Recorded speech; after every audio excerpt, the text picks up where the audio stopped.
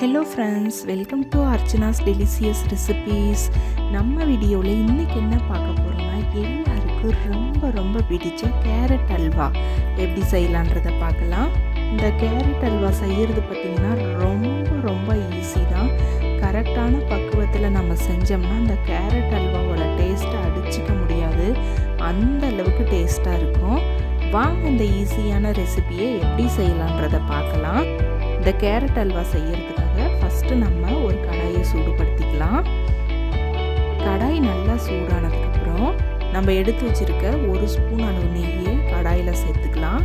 நெய் நல்லா சூடானதுக்கப்புறம் நம்ம எடுத்து வச்சுருந்த திராட்சை சேர்த்துக்கலாம். சேர்த்ததுக்கப்புறம் இதை இது போல் நல்லா ஃப்ரை பண்ணி விட்டுருங்க. இந்த திராட்சை எல்லாம் பார்த்திங்கன்னா நல்லா வீங்கி வரும், அந்த அளவுக்கு நம்ம ஃப்ரை பண்ணிக்கலாம். பாருங்கள், திராட்சை எல்லாமே நல்லா வீங்கி வந்துருச்சு. இந்த சமயத்தில் இதை எடுத்து ஒரு பிளேட்டுக்கு மாற்றிடலாம்.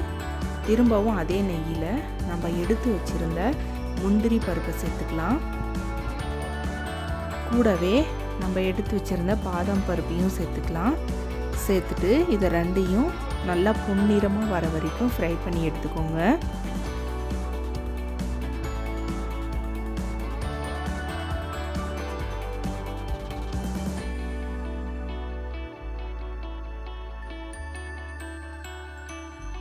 இப்போ பாருங்கள், லைட்டாக ஓரளவுக்கு ஃப்ரை ஆயிடுச்சு. இப்போ நம்ம இதை எடுத்து ஒரு பிளேட்டில் மாற்றிடலாம். இப்போ நம்ம 1 கிலோ அளவு கேரட்டை இது போல் சின்ன சின்னதாக துருவி எடுத்து வச்சுருக்கோம். அதை இந்த கடாயில் உள்ள நெய்யிலேயே சேர்த்துக்கலாம். ஒருவேளை நெய் இல்லைன்னா அதில் ஒரு ஸ்பூன் எக்ஸ்ட்ரா நீங்கள் ஆட் பண்ணிக்கோங்க. ஆட் பண்ணதுக்கப்புறம் நம்ம துருவி வச்சுருந்த கேரட் எல்லாத்தையும் சேர்த்துக்கலாம். சேர்த்துட்டு இது போல் கலந்துகிட்டே இருங்க. இந்த கேரட் பார்த்திங்கன்னா எல்லோ கலரில் மாறணும், அந்த அளவுக்கு நம்ம நல்லா ஃப்ரை பண்ணி எடுத்துக்கணும். அப்போ தான் இந்த கேரட்டோட பச்சை வாசனை எல்லாம் போகும். கேரட்டோட பச்சை வாசனை போச்சுன்னா தான் நம்மளோட கேரட் அல்வாவும் நல்லாயிருக்கும். இப்போ பாருங்கள், எல்லோ கலரில் மாறிடுச்சு. இந்த ஸ்டேஜில் நம்ம எடுத்து வச்சுருந்த பாலை சேர்த்துக்கலாம். இந்த பால் பார்த்திங்கன்னா இந்த கேரட் மூழ்கிற அளவுக்கு நம்ம சேர்க்கணும். நம்ம இன்றைக்கி 1 லிட்டர் அளவு நம்ம சேர்த்துருக்கோம். அதாவது கேரட் பார்த்திங்கன்னா நல்லா மூழ்கி வந்துச்சுன்னா தான் இது நல்லா வெந்து வரும்.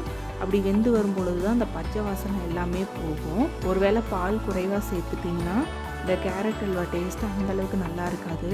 அதாவது ஒரு பச்சை ஸ்மெல் வந்துகிட்டே இருக்கும்.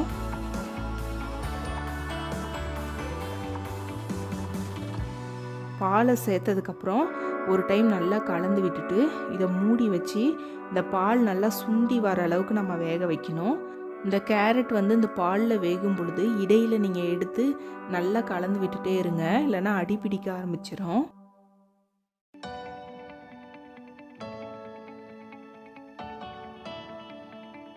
இப்போ பார்த்தீங்கன்னா பால் எல்லாமே நல்லா சுண்டி வந்துருச்சு. நம்மளோட கேரட்டும் நல்லா வெந்து வந்துருச்சு. இந்த ஸ்டேஜில் 4 ஏலக்காவை இது போல் நல்லா தட்டி எடுத்து வச்சுருக்கோம், அதை சேர்த்துக்கலாம். சேர்த்துட்டு இப்போ நம்ம சுகர் சேர்த்துக்கலாம். சுகர் பார்த்திங்கன்னா அதிகமாக சேர்த்துறாதீங்க, ரொம்ப தித்திப்பாக இருக்கும். அதனால் 1 கப் அளவு நான் சேர்த்துருக்கேன். அதாவது ஒரு சின்ன கப்பில் 1 கப் அளவு சேர்த்துருக்கேன். அதாவது உங்களோட டேஸ்ட்டுக்கு எந்த அளவுக்கு சுகர் தேவையோ அந்த அளவுக்கு நீங்கள் ஆட் பண்ணிக்கோங்க. ஆட் பண்ணிவிட்டு இது போல் நல்லா கலந்துகிட்டே இருங்க. சுகர் ஆட் பண்ணதுக்கப்புறம் திரும்பவும் இது தண்ணி விட ஆரம்பிக்கும். அந்த தண்ணி எல்லாமே நல்லா சுண்டி வர அளவுக்கு இது போல் நல்லா கலந்துகிட்டே இருங்க.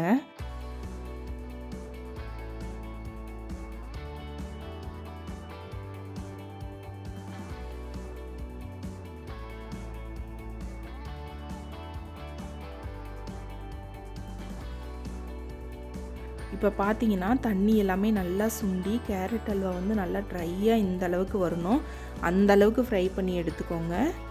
இப்போ நம்ம முந்திரி, திராட்சை, அதுக்கப்புறம் பாதாம் இது எல்லாத்தையும் சேர்த்துக்கலாம். சேர்த்துட்டு ஒருக்கா இது போல் நல்லா கலந்து விட்டுருங்க. பாருங்கள், நம்மளோட கேரட் அல்வா எல்லாமே ரொம்ப ரொம்ப சூப்பராக பர்ஃபெக்டாக ரெடியாகி வந்துருச்சு. இந்த கேரட் அல்வா செய்கிறது ரொம்ப ரொம்ப ஈஸி தான். கரெக்டான பதத்தில் பக்குவமாக நம்ம செஞ்சோம்னா சாப்பிட்றதுக்கு ரொம்ப ரொம்ப சூப்பராக இருக்கும். கண்டிப்பாக இந்த தீபாவளிக்கு நீங்களும் இந்த ரெசிபியை ட்ரை பண்ணுங்கள். ட்ரை பண்ணிவிட்டு எப்படி வந்துச்சுன்னு உங்களோட ஃபீட்பேக்கை எங்களோட ஷேர் பண்ணுங்கள். இந்த வீடியோ உங்களுக்கு பிடிச்சிருந்தா மறக்காமல் லைக் பண்ணுங்கள், சப்ஸ்கிரைப் பண்ணுங்கள், ஷேர் பண்ணுங்கள்.